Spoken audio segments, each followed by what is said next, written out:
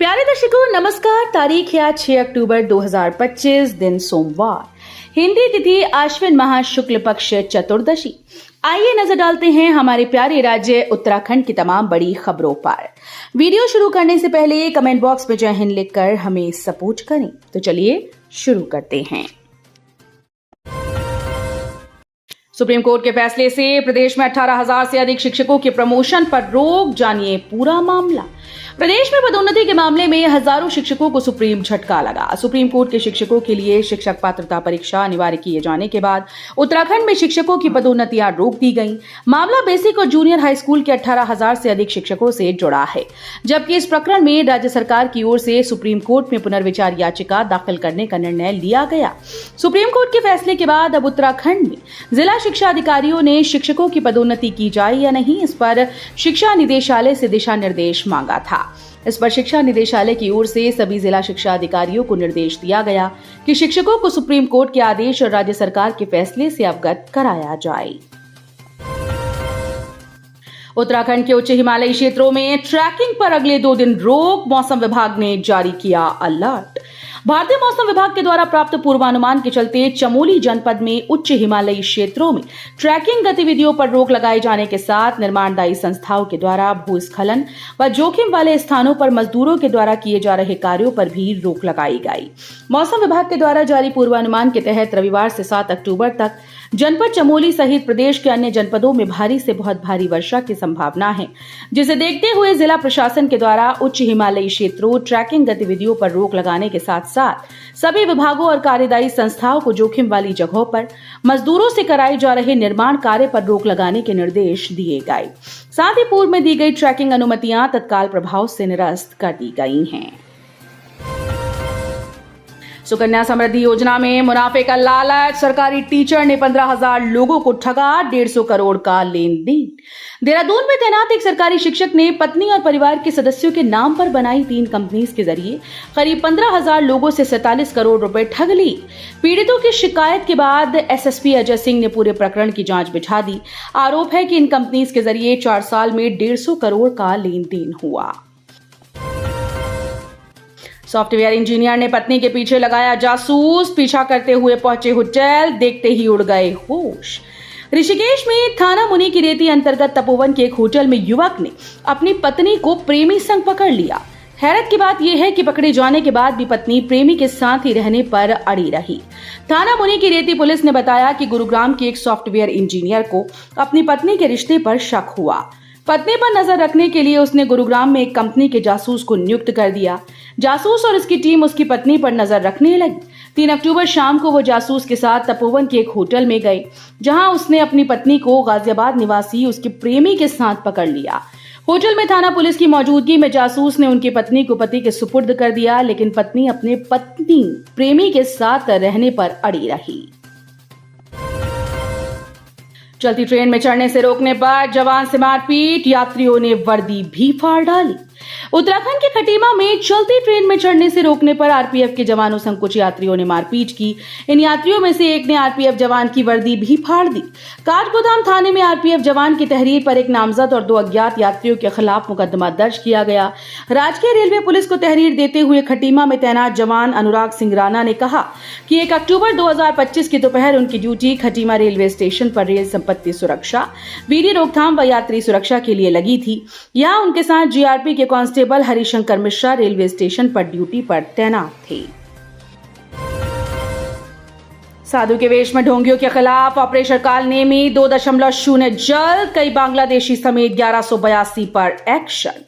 मूल धार्मिक पहचान छिपाकर लोगों की भावनाओं और आस्था को छलने वालों के खिलाफ उत्तराखंड में ऑपरेशन कालनेमी 2.0 शुरू होगा। मुख्यमंत्री पुष्कर सिंह धामी ने शनिवार को कैंट रोड स्थित आवास में उच्च स्तरीय बैठक में पुलिस प्रशासनिक अधिकारियों को ऑपरेशन कालनेमी का दूसरा चरण तत्काल शुरू करने के निर्देश दिए। अभियान के पहले चरण में 5,500 लोगों का सत्यापन किया गया था और 14 लोग गिरफ्तार भी हुए। इसमें कुछ बांग्लादेशियों को भी गिरफ्तार किया गया, जो साधु वेश धरकर लोगों को ठग रही थी। हरिद्वार में यहां बनेगा 4 किलोमीटर लंबा पैथवे। कुंभ मेले में श्रद्धालुओं को होगी सुविधा, व्यापारियों को भी लाभ। हरिद्वार में कुंभ मेले के दौरान श्रद्धालुओं को बड़ी सुविधा मिलेगी। मेला प्रशासन ने पेरिस की तर्ज पर पैथवे बनाने का निर्णय लिया, जो आर्यनगर से वाल्मीकि चौक तक लगभग 4 किलोमीटर लंबा होगा। इसी मार्ग से कुंभ के दौरान वापसी कराई जाएगी। इस मार्ग के बीच में रेलवे स्टेशन भी पड़ेगा। अपर मेलाधिकारी दयानंद सरस्वती के मुताबिक पैथवे पर जगह जगह बैठने की व्यवस्था होगी, जिससे श्रद्धालु और स्थानीय लोग आराम कर सकेंगे। ऋषिकेश में वेस्टर्न ड्रेस को लेकर बवाल। राष्ट्रीय हिंदू शक्ति संगठन के कार्यकर्ताओं ने मॉडल्स की रैंप वॉक रोकी। देवभूमि ऋषिकेश के एक होटल में वेस्टर्न ड्रेस में युवतियों को रैंप वॉक कराने को लेकर उस वक्त बवाल हो गया जब राष्ट्रीय हिंदू शक्ति संगठन के प्रदेश अध्यक्ष राघवेंद्र भटनागर ने होटल पहुंचकर इसका विरोध शुरू कर दिया। मामले का वीडियो सोशल मीडिया पर भी काफी वायरल हो रहा है। वायरल वीडियो में युवतियां रैंप वॉक को लेकर राष्ट्रीय हिंदू शक्ति संगठन के कार्यकर्ताओं से नोकझोंक करती नजर आ रही हैं। आपको बता दें कि लॉयंस क्लब ऋषिकेश रॉयल की ओर से दीपावली मेले में मिस ऋषिकेश की तैयारियों को लेकर युवतियों को वेस्टर्न ड्रेस में रैंप वॉक कराई जा रही थी, जिसकी सूचना मिलते ही राष्ट्रीय हिंदू शक्ति संगठन ने कार्यकर्ताओं ने होटल पहुंचकर विरोध किया। ऋषिकेश में वीकेंड पर पर्यटकों की भारी भीड़, लगता रहा जाम, लोग परेशान। वर्षा का समाप्त होने के बाद ऋषिकेश में सप्ताहांत में पर्यटकों के पहुंचने का सिलसिला शुरू हो गया। रविवार को सुबह से ही हरिद्वार ऋषिकेश तपोवन लक्ष्मण झूला रोड पर पर्यटक वाहनों का खासा दबाव रहा, जिसके चलते सुबह से यातायात जाम लगता रहा। इस दौरान शहरवासियों को परेशानी का सामना करना पड़ा। सुबह 9 बजे से नेपाली फार्म पर हरिद्वार की ओर से पंजाब, दिल्ली, हरियाणा, उत्तर प्रदेश व अन्य राज्यों के पर्यटक वाहनों का दबाव शुरू हो गया। इस दौरान खैरी खुर्द, श्यामपुर, गुमानीवाला व ऋषिकेश बाजार में लंबा जाम लगना शुरू हो गया। कफ सिरप से कई बच्चों की मौत के बाद एक्शन मोड पर उत्तराखंड सरकार। मेडिकल स्टोर्स और अस्पतालों में चलाया छापेमारी अभियान। मध्य प्रदेश और राजस्थान में दूषित कफ सिरप के सेवन से बच्चों की मौत की खबरों के बीच उत्तराखंड सरकार प्रदेश भर में मेडिकल स्टोर्स और थोक औषधि विक्रेताओं पर छापेमारी अभियान शुरू कर चुकी है। अधिकारियों ने बताया कि मुख्यमंत्री पुष्कर सिंह धामी और स्वास्थ्य मंत्री डॉक्टर धन सिंह रावत के निर्देश पर स्वास्थ्य विभाग और खाद्य सुरक्षा औषधि प्रशासन की संयुक्त टीम प्रदेश के सभी जिलों में मेडिकल स्टोर, थोक दवा विक्रेताओं और अस्पतालों की औषधि दुकानों पर छापेमारी कर रही है। इस दिन शीतकाल के लिए बंद होंगे रुद्रनाथ के कपाट। डोली को लेकर शिव भक्त करेंगे 19 किलोमीटर की हिमालयी पैदल यात्रा। उत्तराखंड में पवित्र स्थान रुद्रनाथ के कपाट 17 अक्टूबर को ब्रह्म मुहूर्त में शीतकाल के लिए बंद हो जाएंगे। उस दिन रुद्रनाथ जी की उत्सव विग्रह डोली अपने गद्दी स्थल गोपेश्वर गोपीनाथ मंदिर में पहुंचकर विराजमान होगी। रुद्रनाथ मंदिर के पुजारी पंडित सुनील तिवारी ने बताया कि भगवान शिव के हिमालय में स्थित पंचकेदार में से एक रुद्रनाथ के कपाट शीतकाल के लिए 17 अक्टूबर को ब्रह्म बेला पर पूजा विधान के साथ बंद होंगी। सहकारी निरीक्षक परीक्षा 5 तरह से फर्जीवाड़ा कर फॉर्म भरने वाला गिरफ्तार। 3 जिलों से किया आवेदन। 5 तरह से फर्जीवाड़ा कर यूकेएसएसएससी की सहकारी निरीक्षक भर्ती परीक्षा देने की कोशिश कर रहा मोदीनगर का सुरेंद्र गिरफ्तार हो गया है। आरोपी ने अपनी उम्र कम दर्शाने के लिए 2 बार हाई स्कूल और इंटरमीडिएट की परीक्षा दी थी। उसी आधार पर स्नातक की परीक्षा भी पास की। उसने परीक्षा के लिए 3 अलग अलग मोबाइल नंबर और अन्य जानकारियों के आधार पर 3 आवेदन किए।